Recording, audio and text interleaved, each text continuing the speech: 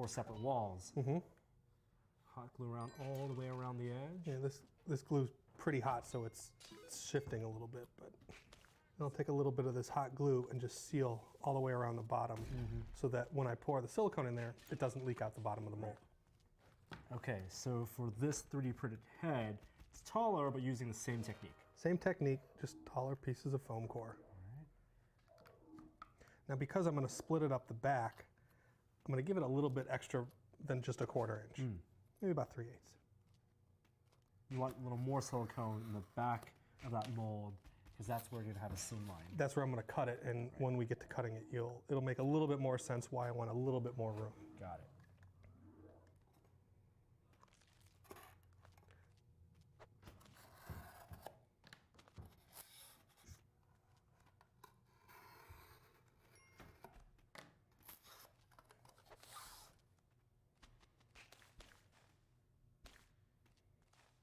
Okay, so you have the frame made.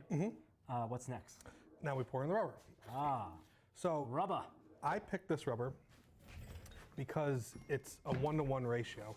A lot of silicones are a 10-to-1 ratio, which you need to have a scale to measure out.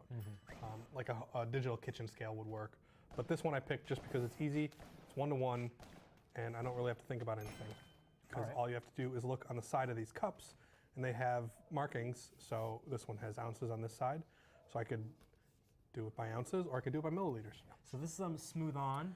Yeah, this one's called Umu. And this is Umu 30 or there's something. a part A and a part B. Yep. How much are you going to pour into the cup? I'm probably going to use about 20 ounces total. And this is volume. Yeah, by volume. Volume is different than the weight measurement, obviously. Some of these silicones you can do by weight or volume. This one's 1-to-1 by volume. That's actually, it's easier for the cup. I think so. Same viscosity, same density. You're pouring, 4 ounces and 4 ounces. Correct. And this one's going to be 10 ounces and 10 ounces. Perfect. Oh, look at that.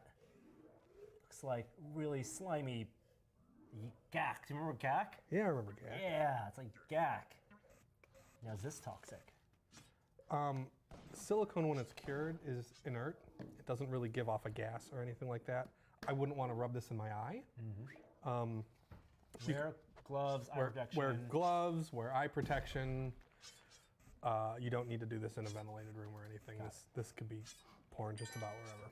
All right, now your part A, I guess, is your second one. Yep. And it's a nice different color. This one's pink and blue. This is pink, so because they have a pink and a blue, when you mix it, you'll know when it's mixed all the way because there won't be any swirls of color. Should be a nice purple color. That's like Peptol. Help with that digestion. Help with that barbecue we had for lunch. Oh yeah. Okay. So now that I got 20 ounces total, I can stir it up. Stir it up. Any special technique to stirring? You want to stir until it doesn't have swirls, and you want to try not to whip any air into it. Like I wouldn't use a drill mixer on this because drill mixers usually induce a lot of extra air. Do it by hand, scrape along the edges. Scrape the sides for sure. I roll the cup like this and just hold the stick in place just to scrape all the color off the sides. Okay. And this type of silicone has working time, a pretty long working time. I think it has about a 30-minute work time. Oh, that's great. And then about a 6-hour demold. So once a long time. we'll have to come back in 6 hours then. All right. So you have the 30 minutes to actually pour into molds. Pop, get rid of any bubbles. You don't want to wait all 30 minutes. The quicker you can get in there, it'll settle, and any little bubbles that are in there will rise out. And that way you don't have to worry about too much air. This silicone also has a pretty low viscosity, which means that the bubbles will rise out pretty well.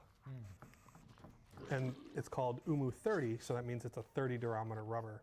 They also make like a 25, which means it's a little bit softer. So when do you want to use a stronger rubber versus a softer rubber? I typically go for the 30 most of the time. If I had something with a lot of undercuts, like a lot of like tentacles or things that maybe needed to like stretch out of a mold, I would use a softer rubber so it'll stretch around it. And the softer rubber means it can stretch without tearing? Usually. There's a tear strength measurement. If you look in the material data sheets, there'll be a tear strength, and so you can compare which rubbers are stronger. I know that material science. It's part of the thing. Like that's kind of how I get along with all this. You really look at all the materials. You look at what all the different qualifications are for materials, and that's how you decide which one you want to use for your project. Okay. So well mixed.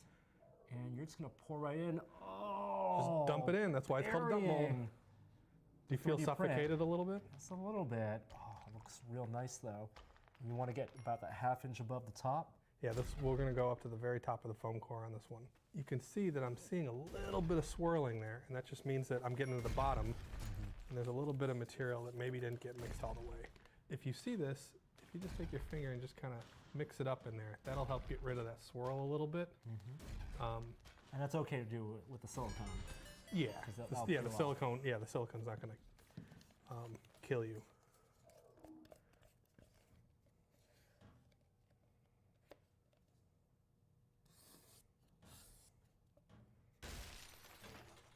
So with this one, because it has those raised letters, what I'm going to do is I'm just going to pour a little bit in there. I'm going to take my finger and I'm just going to kind of smear it around on there, Yeah, you want to just in case fill maybe every there's nook and cranny. a little air bubble that it catches or a little corner. When you have geometric things like this, the rubber doesn't always necessarily get into the corner perfectly. So sometimes you have to force it a little bit. All right, Frank, so we're gonna mix a little more silicone, fill out this frame here, and then let these molds sit for